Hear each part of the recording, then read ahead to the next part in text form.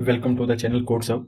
In this video, we will talk about top features of Java from Java 9 to 18. So basically, we can say that top features of Java that really helpful for the developers. So let's see evolution of Java from Java 9 to 18. So let's start the video.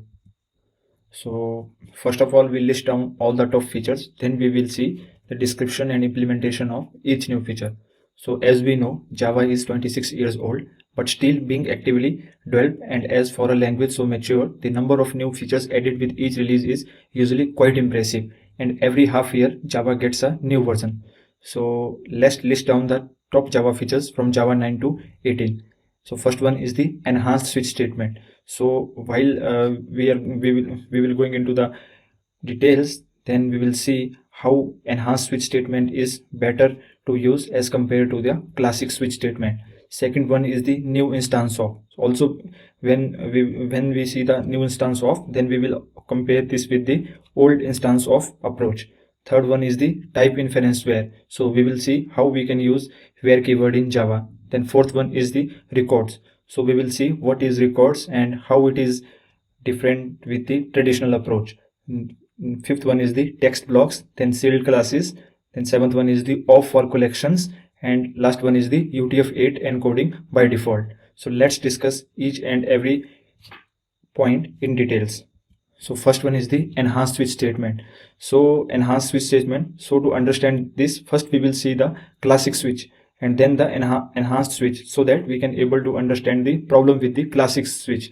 So if we talk about the classic switch, then it's not a very good syntax. So we all have seen using it for a long time, but it has its flaws here. So let's discuss classic switch first, then we will see how it is giving us issue if compared with this the enhanced switch statement. So let's jump to the IDE. So here we are in the IDE. So here we will create a new package, that is switch case examples, or we will give it name as enhanced switch case.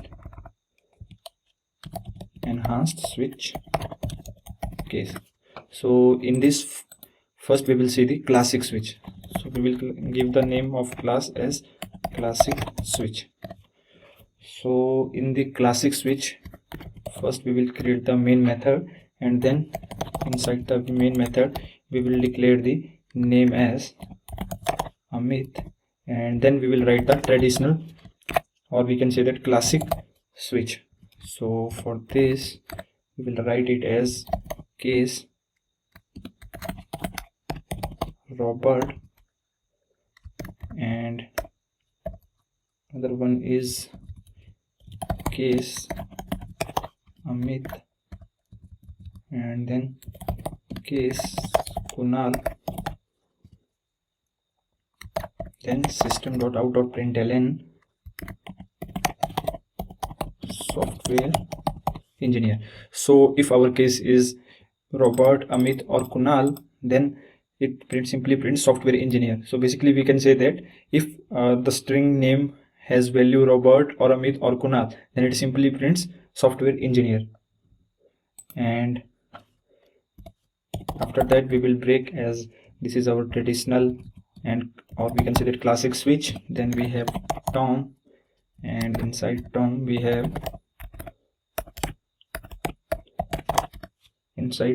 simply print UI UX engineer, and after that break. And if none of the cases matches, then we simply print default, that is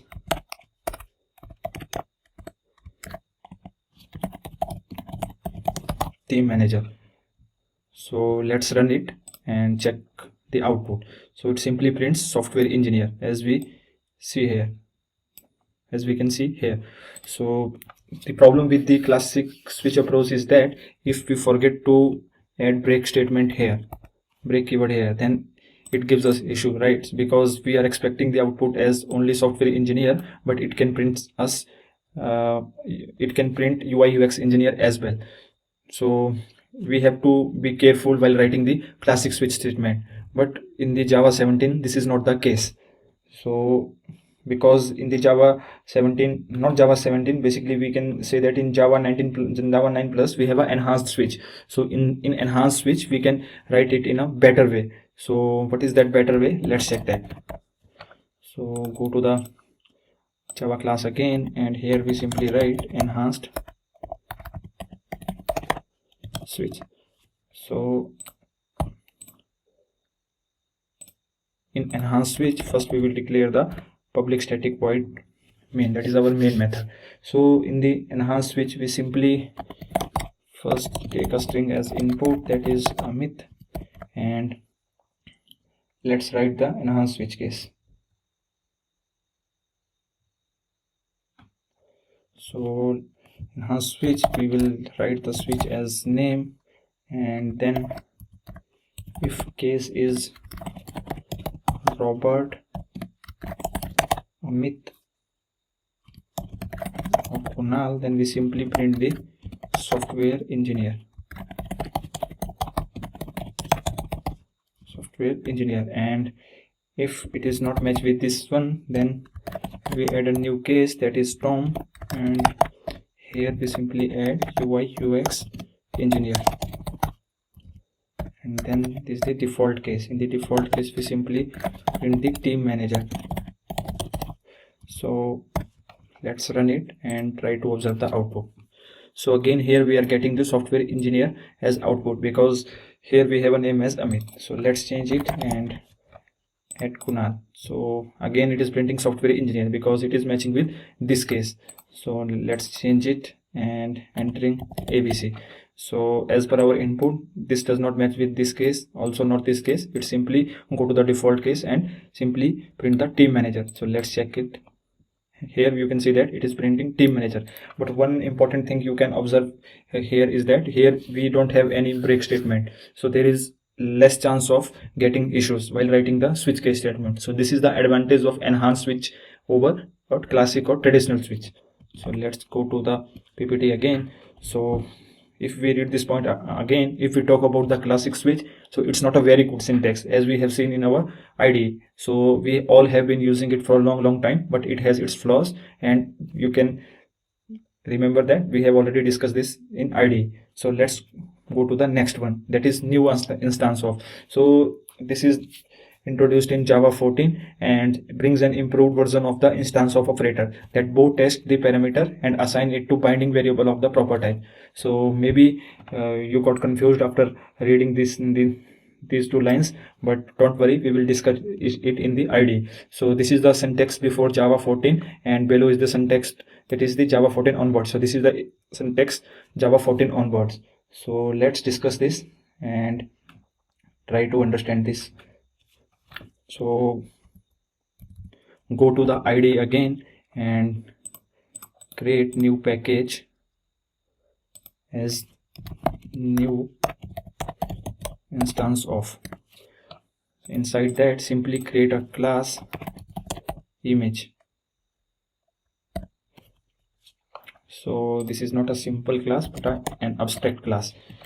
So after declaring an abstract class image, let's creating two more classes, that is type of images, that is JPG image and PNG image. So let's create new Java class as JPG image extends image and has method public void print file type, that is simply this is JPG image. Copy this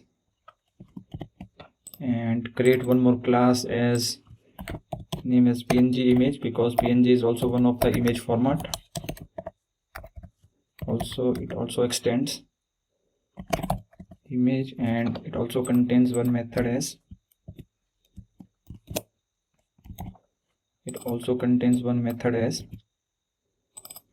print file type, and this is PNG image. And then create main class, that is instance of example.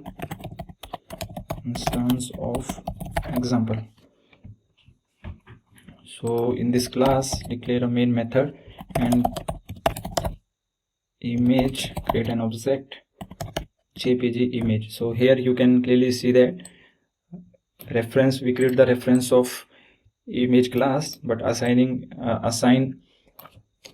object of JPG image class to it. So let's call the method use instance of and pass the reference image to it, and here we will declare this method private static void use instance of, and here we will take the reference, and if image instance of JPG image, please make sure this is the syntax. The syntax currently we are writing is the syntax before Java 14. So if image is an instance of JPG image, that is the reference we are passing is the instance of JPG image, then simply we have to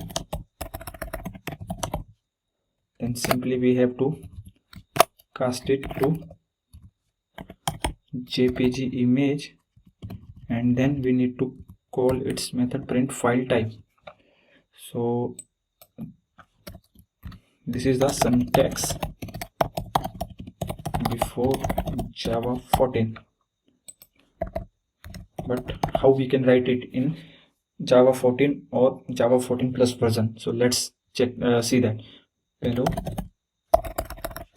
is the syntax from Java 14 onwards. So if image instance of JPG image, then JPG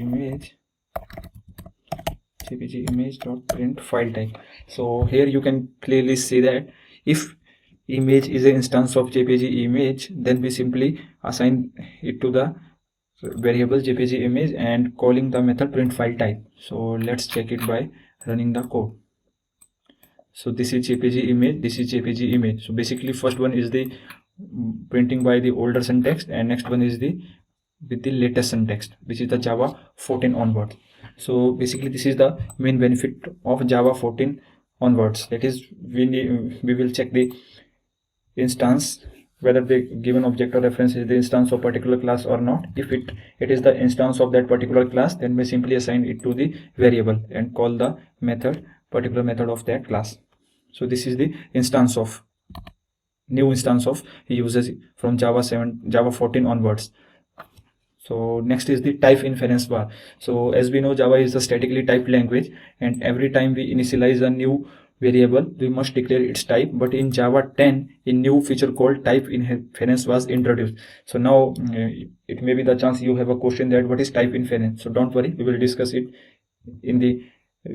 theoretically as well as practically in the IDE. So from Java 10 onwards, now instead of writing a type, we can write where. So we can give a name and we can initialize a variable, and a correct type will be inferred by a compiler. So this is the main benefit. If you declare any variable by using where keyword, then a correct type will be inferred by a compiler. So you don't need to specify type, that will be automatically identified by the compiler. So let's check that.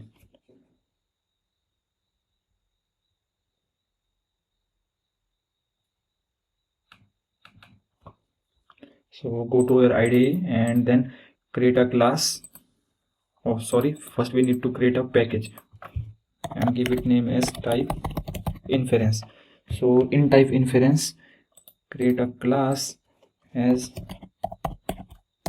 where demo, and then public static void main, and write as int a1 10. So this is the older syntax, int a2 20, but and string s equal to codes up. Here we need to specify the data type, and then we are assigning value to it. But if we use the where, then we don't need to specify the data type explicitly. and it will be automatically inferred by the compiler.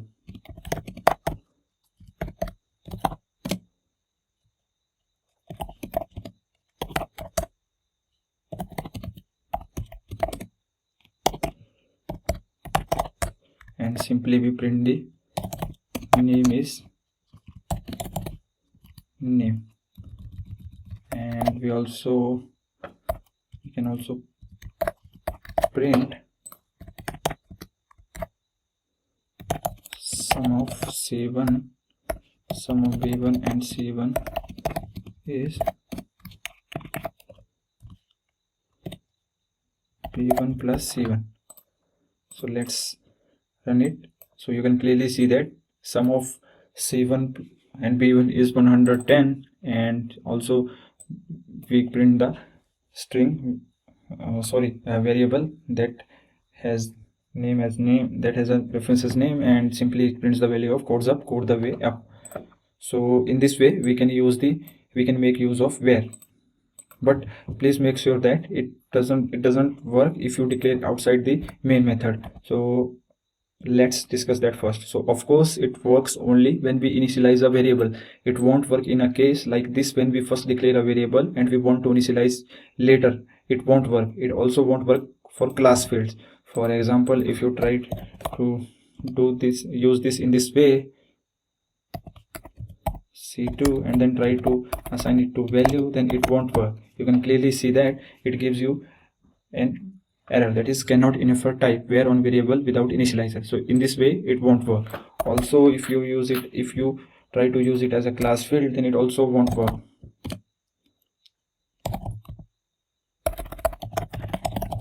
For example, it also not working this way. You can clearly see that it gives us an error, that is cannot resolve symbol where. So make sure you are not using it in these two ways, you are using it in a correct way, because it is strictly prohibited to use it in this ways. So this is the basic uses of where. So let's discuss the next one. So next one is the records. So basically now you may have a question that what are records. So record is something we know from other programming languages under the name data class. So a data class, as the name suggests, is a class that holds data, and it does not contain any logic, and it does not calculate anything. It just holds the data. So basically you can remember it by simply remember the lines that records means nothing but a class that contains data. So let's discuss this. So to understand this in a better way, so first we need to understand it via classic approach. So currently whenever you write your classes, then you have to write setter getters, then toStrings, constructors, and hashcode method separately, and your class contains so much of data, so much of codes. For example, if you try to, for example, let's understand this in the IDE. Here we will create a new package, records example. So first we will see the basic classical approach, and for that we will create a class student,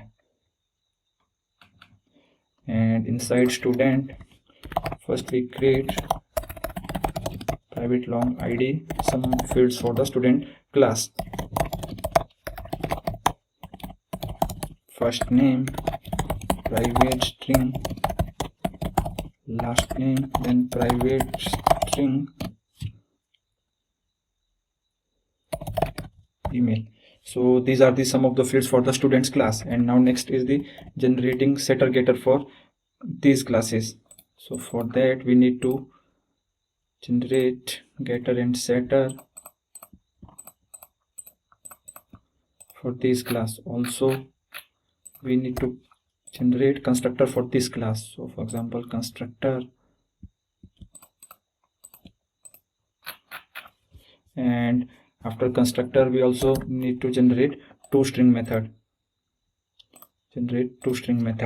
So these are the basic need of every class while we are using it in the Java or using it in the any web application of that uses Java. So currently if you see, our class have 62 lines of code. So how we can reduce it in the newer version of Java.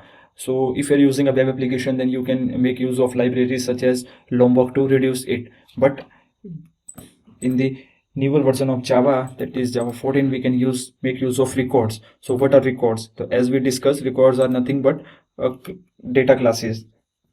So let's create a class, sorry, not class, but a student record. So in a student record, we simply mention here that long ID, string first name, string last name, and string email. So this is the basic syntax. We need to specify the field name along with its type. So here this is student record, and this is the basic way to create a student record, record. So for every time when we are creating a record, then please make sure you are specifying the field name and its type correctly. So let's create a main class and try to understand this. Records example. So in the records example, let's create a main method, and inside main method, let's create a student object, then new student, and ID as 101, CR7,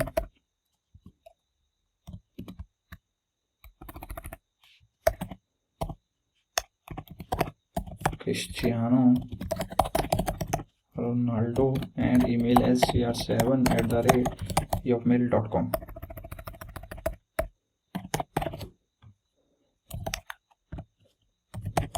So this is the student object.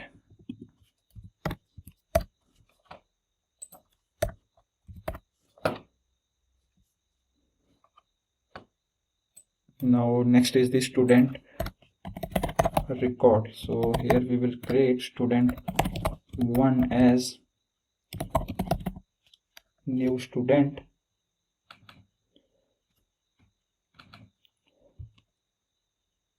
new student record, and it is here we are creating as 102 Leo Messi, and email as lm10@yahoo.com. So this is the way to create it by using records.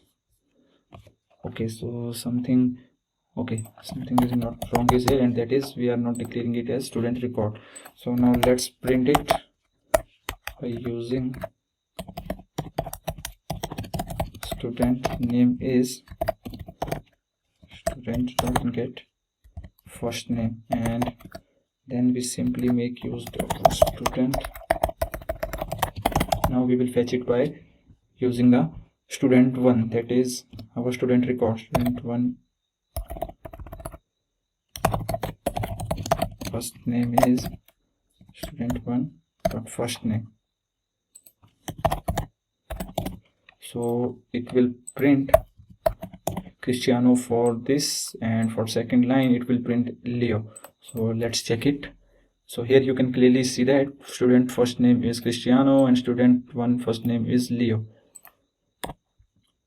So here you can see that instead of writing 62 lines of code, if we use the records feature of latest Java version, then it only fulfill our requirement in 4. So it's a real game-changing feature, and as we don't have to write much code. So let's understand the benefit of this. So the equals, has, and toString method, as well as the private final fields and public constructor are generated by the Java compiler. So the main benefit of using the records are, first one is these are the data classes, and the purpose of these classes are only containing the data. So second one is we don't need to write the equals, has, code, toString method, as well as the private final fields or constructors explicitly. So as we are not writing all these methods explicitly, so it saves our efforts, as well as it saves our lots of space, and it makes our code readable. So let's jump to the next one, that is the text blocks. So it is also one of the features that are introduced in the since Java 15, and text blocks are available as a standard feature with Java 13 and 14. We need to enable it as a preview feature. So if you are using Java 13 or 14, then you need to enable it as a preview feature. So but if you are using Java 15 or newer versions, then you don't need to enable it as a preview feature, as it is fully available. So text block starts with a triple quotes, that is, we can see the 3 double quotes marks and followed by a optional white space and a new line. So what are the main advantages of text blocks? The main advantages of text blocks are proper indentation, escaping spaces, and line terminator, and proper formatting. So we recommend to use this if your Java version is above 15 or above. So let's understand this in the IDE.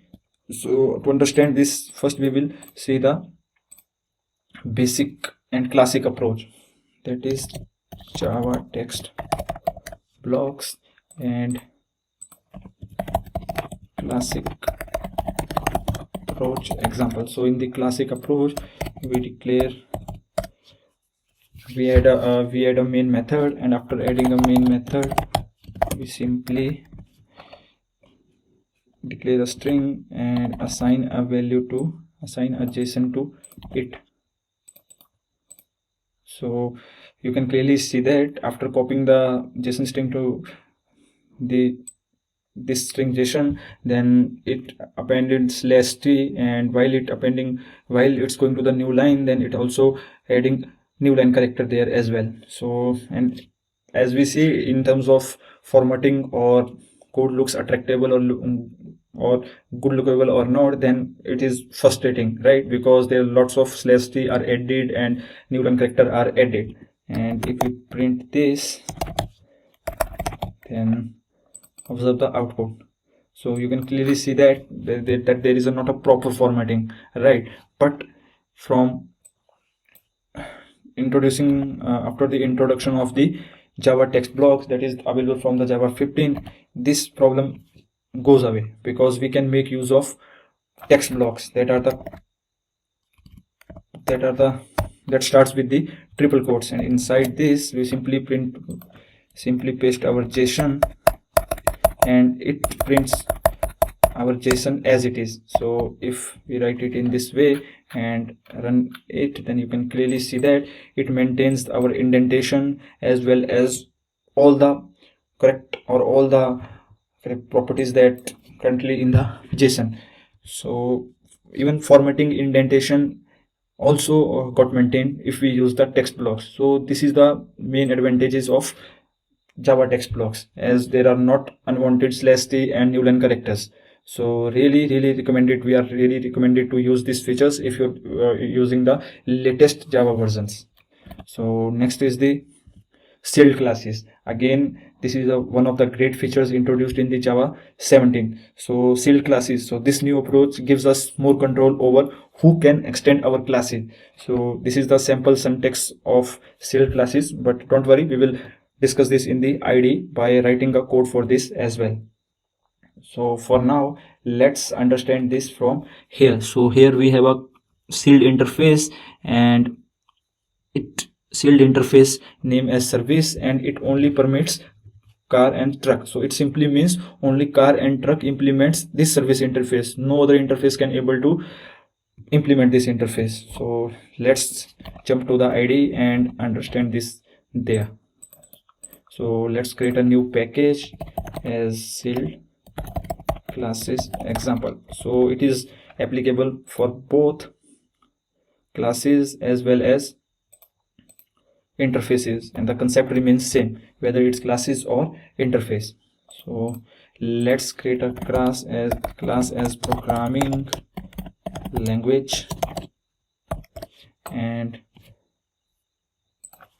add sealed class programming language and permits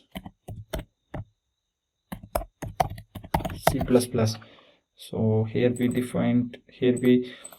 add C++, so we need to create this class as well, C++.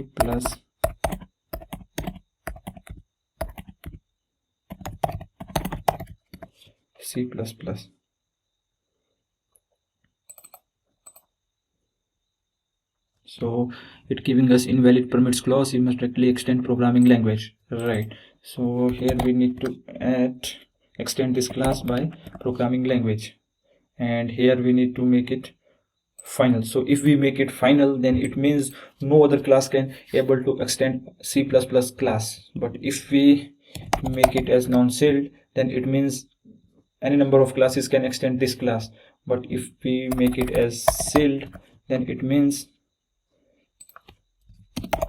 permits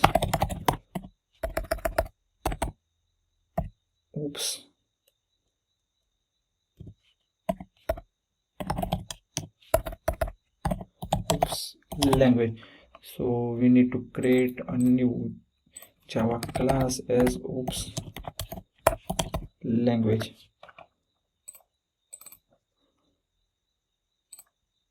So in the oops class, you can clearly see that it extends our C++ class. So basically sealed class concept is very simple, and it simply means controlling who can extend our classes or interface. For example, here we have a class as programming language, and it permits only C++ class to extend it. So now if we go to the programming C++ class, then it extends programming language, and it only permits oops language to extend it. For example, if we create a new class as Java programming, or we can say that Java as Java language, and try to extend the oops language, then it gives you exception, that is cannot it gives you warning, that is cannot inherit from final sealed class example.oops language, because we add the modifier access modifier final in front of oops language, means no other class can able to extend no other class will extend the oops language, as we are as we have added that restriction to the oops language class. So due to this, Java language cannot able to extend the oops language. So let's try to extend Java language class by programming language. Again this is not allowed, because only C++ class can able to extend the programming language class. So here you can clearly see that Java language is not allowed in the sealed hierarchy. So for example, if we go to the programming language class and add the Java language, and then we have here add it as non-sealed, then now you can clearly see that Java language class can able to extend the programming language, because we have written down here that C++ and Java language class able to extend this sealed class, that is programming language class. So only C++ and Java language classes are able to extend the programming language, and for Java language class we marked it as a non-sealed class. So if we create a new class as ABC language, for example, this class able to extend the Java language, because we marked the Java language as non-sealed class, means any class can able to extend it. So this is the main uses of and main behavior of sealed classes. So next one is the of for the collections. So let's discuss this as well, and create a package first of collections example package, and inside that Java class collection of example. For example, here first we create a main method, then create a list of string name new array list, and we will add the name dot add from,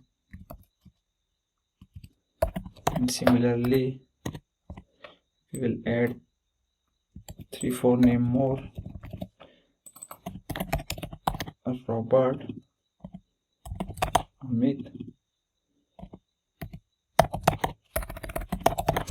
Sumit, and simply print this list. So this is the classic or traditional way to create a list and add values to the list, but by using the .of method of collections, we can create it in a very simple and similar manner. For example, collections.of, for example, list.of, we declared the name there, Nitin, Sundar, Mark, Sachin, and simply we print the name list. So here you can clearly see that how we can make use of method. So similarly, you can implement it or use it for other collections as well. For example, set, maps, etc. So this is the basic uses of collection of example. So let's see some more theory. So factory methods are special type of static method that are used to create unmodifiable instances of collections.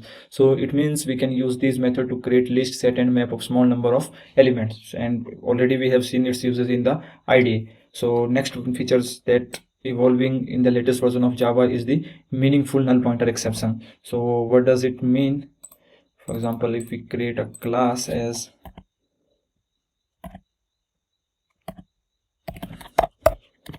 student demo, and inside this class we create a main method, and for understanding this we simply copy the code from the records example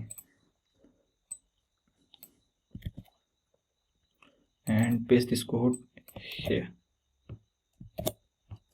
Okay, it is not getting copied, so let's try again and copy it here. So here you can clearly see that we have two objects. One is of type student, other is type of student record. So for example, suppose here we have printed it as null, we have a first name as null and trying to convert it to lowercase. So let's run it and try to understand the output. Okay, so something is giving us issue. Student first name is null.